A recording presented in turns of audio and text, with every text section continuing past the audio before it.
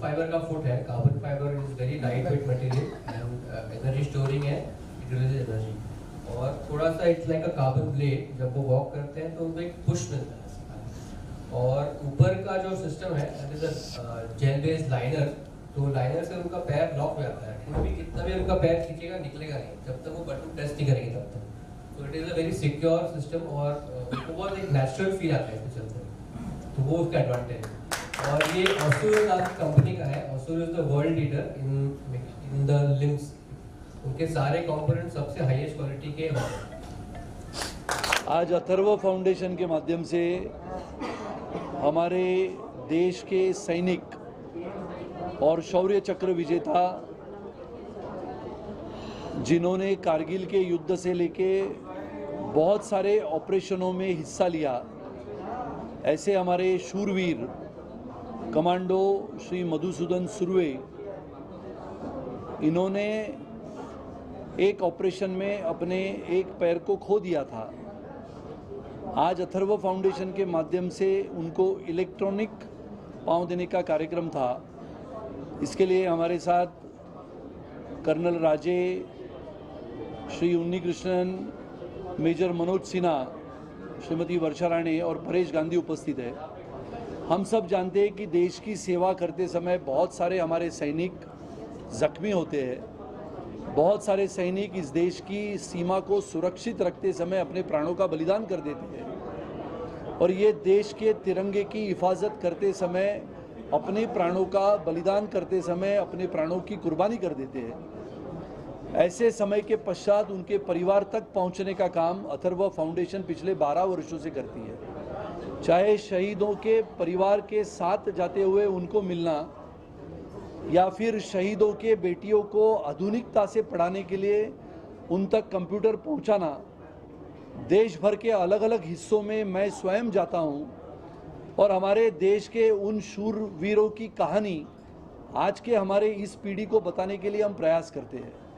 और इसके लिए उसी सीढ़ी का एक प्रयास हमारे शूरवीर कमांडो मधुसूदन सुर्वे जी को, जब हमने ये पैर देने का निर्णय किया, इलेक्ट्रॉनिक पैर देने का निर्णय किया, तो हमें लगा कि ये देश भर के हमारे सैनिक हैं जो हमारे भारतीय लोगों के लिए प्रेरणा देते हैं। लगातार देश भर की चिंताएं बढ़ाने वाला संकेत जब हमें मिलता है, चाहे वो चीन की गलवान घाटी में हिंसक झड़प में बलिदान करने वाले, शहीद होने वाले हमारे सैनिक, या फिर देश की सीमा सुरक्षित रखते समय पाकिस्तान के आतंकवादियों के साथ शूरता से, वीरता से लड़ने वाले हमारे सैनिक, ऐसे सभी सैनिकों के लिए, उनके परिवार के लिए काम करने वाला अथर्व फाउंडेशन आज हमारे साथ विशेष रूप से कमांडो मधुसूदन सुर्वे उपस्थित है। मैं आप सबकी ओर से उनको अनुरोध करता हूं, विनती करता हूं कि आज के इस कार्यक्रम के बारे में वो आपको बताएं। थैंक यू सर, धन्यवाद सर जी। मैं मधुसूदन सुर्वे, शौर्य चक्र। आज मैं अथर्व फाउंडेशन के सर्वा राणे सर जो है, इनका मैं आभार व्यक्त करता हूं, जिन्होंने आज मुझे ये जो लिम दिया है और मुझे दौड़ाने के लिए उन्होंने जो कोशिश करी है, मैं आप सभी को मैं बताना चाहता हूं, सही मायने में मैं दौड़ूंगा और मेरी जो इच्छा है कि मैं एवरेस्ट चढ़ूं इस पैर से। और देखो, अभी थोड़ी देर पहले एक क्वेश्चन पूछा गया था कि आप पैर से क्या नहीं कर सकते। अभी मुझे मालूम है, अभी भी अगर किसी शहर में बाढ़ आती है तो इस पैर से, इस टांग से मैं पानी के अंदर कूद सकता हूं, क्योंकि मैं डाइवर हूं, मैं सिर्फ डाइवर हूं। मैं पानी के अंदर कूद के, मुझे अगर देश के लिए काम आना है तो मैं किसी की जान बचा सकता हूं, क्योंकि इसके अंदर लॉकिंग सिस्टम है और वो जब लॉक होगा तो निकलेगा नहीं। मैं तैर सकता हूं इससे, क्योंकि वो कला मुझे आती है। तो मैं ये बताना चाहता हूं कि मैं इनका इतना अभी आभार व्यक्त करना चाहता हूं, जो भी मेरे साथी बैठे हुए हैं। कर्नल साहब है, कर्नल राजे साहब है, उन्नी साहब है, गांधी सर ने जो यहाँ से प्रयत्न करके मुझे आज खड़ा किया है, राणे सर ने किया है, राणे मैडम ने जो आज जो प्रयत्न करके आज मुझे नहीं खड़ा किया। आज मेरी संपूर्ण भारतीय सेना जो है मेरे ऊपर या आप सभी के ऊपर जो गर्व कर रही है, क्योंकि हर क्षेत्र में कोई ना कोई अपना देश के लिए बलिदान देता है, लेकिन उनको पहचानने के लिए, उनके उनके दुख को जानने के लिए राणे सर बाहर निकले हैं। और ये जो सब कुछ ये जो कर रहे हैं, उनके लिए आज पूरे देश का साथ होना चाहिए, क्योंकि राजनीति से परे, राजनीति इनके अंदर नहीं आनी चाहिए। क्योंकि उन्होंने जब मुझे वो मिले थे, उन्होंने कभी राजनीति का सवाल नहीं पूछा था। उन्होंने पूछा कि मैं आपको दौड़ के देखना चाहता हूं, और आज उन्होंने मुझे आज खड़ा किया दौड़ने के लिए। और मैं आपको चाहता हूं कि मैं दौड़ूंगा नहीं, मैं एवरेस्ट की कोशिश करूंगा कि मैं एवरेस्ट कैसा चढ़ूं। सुरेश साहब, इससे पहले यूपी की बात, सरकार की बात करें तो लोग बोलते थे सैनिकों का पैसा ये लोग खा रहे हैं। आज के वक्त में एनडीए जिस तरह के सैनिकों आप जैसे लोग का मदद करा, इलेक्ट्रॉनिक 5 लाख के फंड का लेग आपको दिया गया, तो क्या परिवर्तन आए इन सालों में? सर, मैं ये जो है ना पॉलिटिक्स वाला कोई मैं आपको जवाब नहीं देना चाहता हूँ, और ना ही मैं एज ए सैनिक, क्योंकि मैं अभी भी सैनिक वर्दीधारी हूँ, मैं इसके बारे में नहीं कमेंट कर सकता सर। क्या फर्क है, मतलब यूपी एनडीए में क्या फर्क रहा इन सालों में? नहीं सर, इसका जवाब मैं देता हूँ आपको। विशेष रूप से जब 2014 में एक जगह पे प्रधानमंत्री इस नाते आदरणीय श्री नरेंद्र मोदी जी ने शपथ ली, महाराष्ट्र में मुख्यमंत्री इस नाते सम्माननीय देवेंद्र जी तभी मुख्यमंत्री बने। मैंने 2018-19 में लगातार हमने कार्यक्रम किए, मैंने और कर्नल राजे ने अथर्व फाउंडेशन के माध्यम से।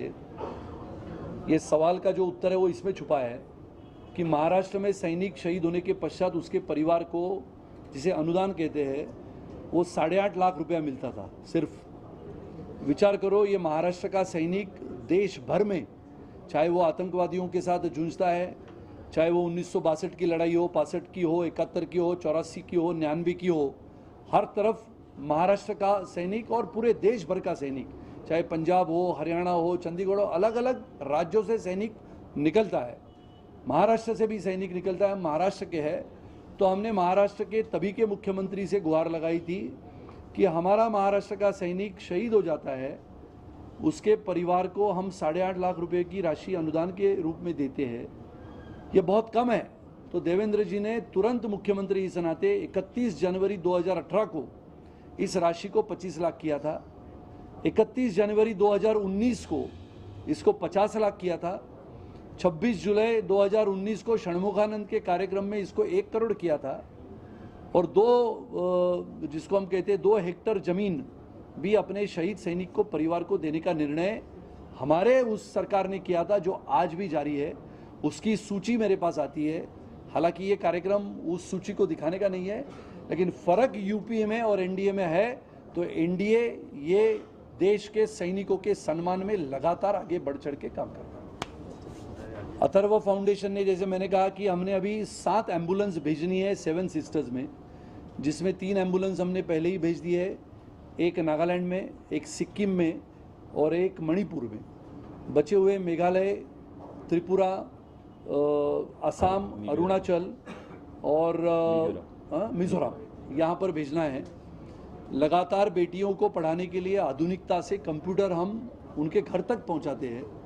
आने वाले समय में बहुत अलग अलग कार्यक्रम हम करते हैं। जैसे कि मैंने कहा कि शहीद परिवार को मिलते हुए उनकी जो समस्याएं हैं वो हम सरकार तक लाते हैं। शहीद परिवारों की घर में जो बेटी है उसको पढ़ाने का काम हम करते हैं।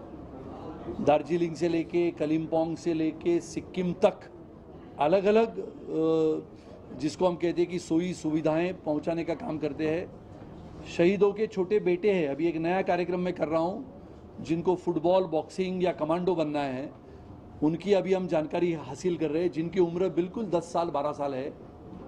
ऐसा एक सुयश गुरांग करके 10 साल का लड़का है। जब अपने वो माँ के पेट में था तब उसके पिताजी शहीद हुए। दार्जिलिंग में रहते हैं, 10 साल का है। जब मैंने उसको पूछा कि आपको क्या बनना है, तो उसका उत्तर था, मुझे देश का सबसे बहादुर कमांडो बनना है। तो ऐसे नौजवान बच्चों के लिए पूरे देश भर में अथर्व फाउंडेशन काम करता है। और इसके लिए आज के इस कार्यक्रम में हमारे कमांडो मधुसूदन सुर्वे जी आए। उनको हमने आज इलेक्ट्रॉनिक फूट, जो बहुत महत्वपूर्ण होता है, जिसको ब्लेड रनर कहा जाता है, वो आज उन्होंने पहना है। मैं उनके चेहरे पे जो कुछ खुशी देखना चाहता था वो आज मैंने देखी है। इसके लिए मैं उनका धन्यवाद देता हूं कि उन्होंने हमसे ये जो हमने जिसको हम कहते हैं कि एक छोटी सी हमारी भेंट थी जो हमने उनको दी है। और मुझे लगता है कि भारत देश के सभी प्रतिष्ठित नागरिक देशभक्ति और देश प्रेम के लिए अपने हर सैनिक और अपने देश के सेना के प्रति सिर्फ सम्मान जता के आगे आए तो अपना देश सही मायने में एक देशभक्त और देश प्रेमी देश कहलाया जाएगा, ऐसा मैं मानता हूँ। पुनः एक बार आप सबको धन्यवाद। सुनील जी, जैसे आपने आज पहली बार दिया देगी एक सैनिक को, जिस तरीके से जिनको जरूरत है, आगे क्या अथर्व फाउंडेशन कितने लोग तक पहुँचा? बहुत करेंगे। अथर्व फाउंडेशन तो करते रहता है, आपको कमांडेंट चीता की कहानी तो पता है। तो ऐसे हर सैनिक के लिए तो हम कोशिश करेंगे, और अगर हिंदुस्तान के प्रतिष्ठित नागरिक जो क्षमतावान है वो हमारे साथ जुड़े तो बहुत सारे सैनिक जो दुर्भाग्यपूर्णवश से लड़ाई में या फिर आतंकवादियों के साथ मुठभेड़ करते समय जख्मी हुए हैं, उन तक भी हम पहुंचने का प्रयास करेंगे। सर, आपके क्वेश्चन के विचार कहाँ से आते हैं? नहीं, ये विचार मेरे पास ऐसे आया कि 2010 में मैंने और कर्नल राजे ने ये बात सोची कि बहुत सारे सैनिकों को हम भी मिलते थे। मेरे घर में मेरी जो बहन है उसके पति स्क्वाड्रन लीडर थे जब हम स्कूल में थे। 1978 की बात होगी, जब अपने राष्ट्रपति वीवी गिरी को छोड़ने के लिए हिमालय में सेना के हेलीकॉप्टर गए थे। तो सेना के हेलीकॉप्टर में कुछ गड़बड़ी हुई और 3 हेलीकॉप्टर वहाँ पर क्रैश हो गए। उसमें हमारे सिस्टर के पति जो थे स्क्वाड्रन लीडर मनोहर राणे, उनका निधन हुआ था। तो तब से मेरे दिल में ये बातें चलती थी कि कुछ ना कुछ अपने को ये करना है अपने तीनों दलों के जवानों के लिए, चाहे थल सेना हो, जल सेना हो, वायुसेना हो। और इसके लिए हमने कार्यक्रम की रचना की। देश भर के सैनिकों के लिए हम काम करते हैं, चाहे वो हरियाणा का सैनिक हो या फिर पंजाब का सैनिक हो या फिर गुरेज बॉर्डर पे लड़ते हुए शहीद होने वाले हमारे बहुत सारे ऐसे सैनिक हैं जिनके घरों में हम जाते हैं, हमारी पत्नी भी जाती है। और ये लगातार काम चलते रहता है, चाहे हम विधायक हैं नहीं है। और ये काम इतना बड़ा जोर शोर से हम करेंगे आगे आने वाले समय में, जो कोरोना के काल में 2 साल में हमने उसको रुकाया था। आने वाले समय का हमारा वन फॉर ऑल जो ब्रांड है अथर्व का, जो देश के सैनिकों के सर्वोच्च सम्मान का कार्यक्रम कहा जाता है, देश के शहीदों के सम्मान में इस बार हम दिल्ली जाने वाले हैं। और आदरणीय प्रधानमंत्री श्री नरेंद्र मोदी जी को हम न्योता देने वाले हैं कि ऐसे सबसे बड़े कार्यक्रम में देश के प्रधानमंत्री होने के नाते उन्होंने इस कार्यक्रम में आके उसकी शोभा बढ़ाए, क्योंकि हमारे प्रधानमंत्री भी एक देशभक्त है। इसके लिए हमारे आदरणीय प्रधानमंत्री जी को भी मैं धन्यवाद देता हूं कि ऐसे कार्यक्रमों में हम उनको आदरपूर्वक बुलाने की मांग रखने वाले। मुझे ये अपॉर्चुनिटी दी ये इसमें पार्ट होने के लिए। लोग जब भी डोनेट करते हैं तो उनको लगता है कि एंड आदमी तक वो डोनेशन पहुंच पाएगा कि नहीं, बट आज मुझे इतना कॉन्फिडेंस है कि अथर्व फाउंडेशन एक ऐसा फाउंडेशन है कि हर आदमी का जो डोनेशन है वो एंड आदमी तक पहुंच रहा है और उसको पूरा बेनिफिट मिल रहा है। और ये देख के मेरे जैसे बहुत सारे लोग जो यानी कि जिनके पास शक्ति है वो इस पार्ट लेना चाहेंगे और बढ़ चढ़कर पार्ट लेना चाहेंगे। मैं तो खुद लेना ही चाहूँगा कि मल्टीपल बार मुझे ऐसी अपॉर्चुनिटी मिले कि लोग धर्म में तो डोनेट करते हैं धर्म को आगे बढ़ाने के लिए, बट ये सबसे बड़ा धर्म है, यानी कि जो ये फॉलो कर रहे हैं इट इज द बिगेस्ट धर्म व्हाट दे आर डूइंग। और इसके अंदर सब लोग को आगे बढ़ के करना चाहिए बिकॉज ये एंड आर्मी तक पहुंच रहा है और ये सबसे बड़ी चीज कर रहे हैं। I am really thank again Rane sir को कि मुझे अपॉर्चुनिटी को